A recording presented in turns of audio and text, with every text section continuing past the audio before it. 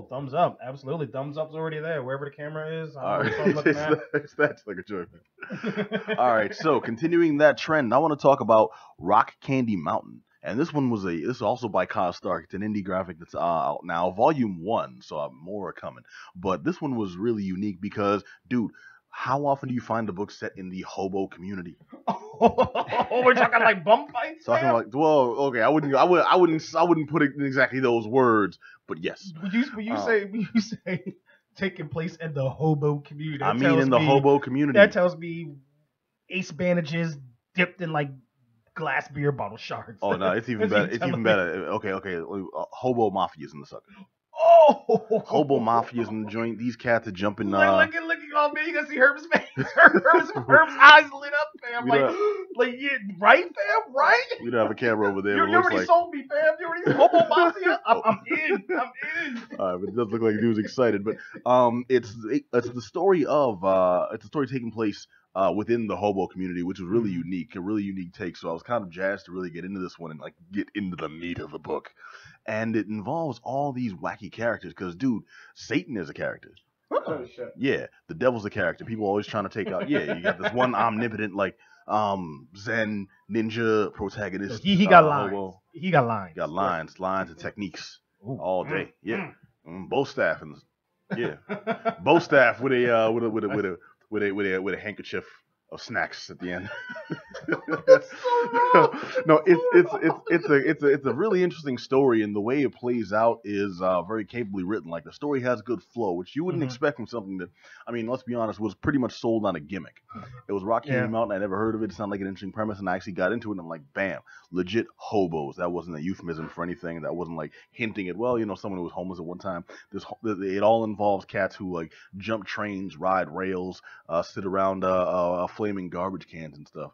But I mean, it was still funny. That's the most important thing, because it's not a hard action book like you might expect. I remember a few years ago I read a book, Quixote, by one of the Image Comics dudes, and it was it wasn't a comic. It was a novelization, graphic novelization of the story of Don Quixote, set in modern times, and it was an interesting story because it was Don Quixote was always the hero that we read the story and believe he was in his head. And what it turns out is being the crazy old man was his cover. Like that's how the Mundy world will say saw him. So no one would interfere and put themselves in immediate danger while he's fighting the forces of evil, while he's fighting giants and dragons and demons. And because he was this like supernatural knight, he never died. So the story takes place in modern times where evil has come back. He vanquished it like centuries ago, and he's just been like the protector, the vigilant sentry, And the whole thing is so damn serious. Like he comes back now, and comes back now, and he's a homeless man in these times, in this day and age, And it's played really serious, which I think kind of takes away from it, because the Don Quixote story, if you can get past all the funky language, is partly a comedy. Yeah. And this one is just serious from page one to page done. And that's not the case with Rock Candy Mountain. Rock Candy Mountain has clever jokes. They're cracking wise on each other. And I mean, dude, it was a good time. It was a good time reading. I was very surprised because I thought at the very least I get an interesting concept. But the fact that I enjoyed this sucker so much, and it's got really, really, really indie art. This one, unlike Kill 'Em All, is set more in shadow and darkness, like a lot of scenes at night. It just seems to. I mean, I can understand too. The story carries the story subject matter. Really falls more into those realm, those lines. Damn it, you know what I'm trying to say. Yeah, I know exactly what you're trying to say. It's more story appropriate, and I get that, and it still came across like it worked for the comedy in the story, and nothing kept me from understanding what was actually transpiring.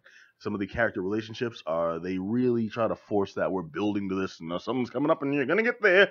But I mean, a lot of books do that, and I always thought it was kind of a hack thing, but this one does it, and it didn't ruin my experience. So I got to give this a thumbs up, a solid thumbs up. It's Rock Candy Mountain by Kyle Starks. Man, it sounds like Starks just has a gift.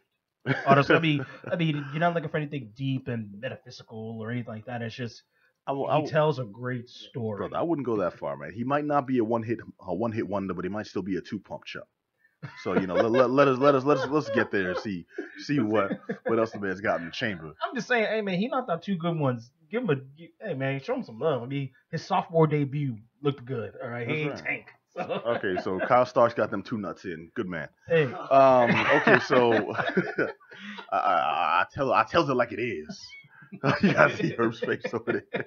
All right, but no, I'm gonna kick it back to the old school because I'm old for now. I'm gonna kick it over to my man JM the Thriller Priest because dude, my brother, Johnny is over there just like all of Twitter, white knuckled, anxious.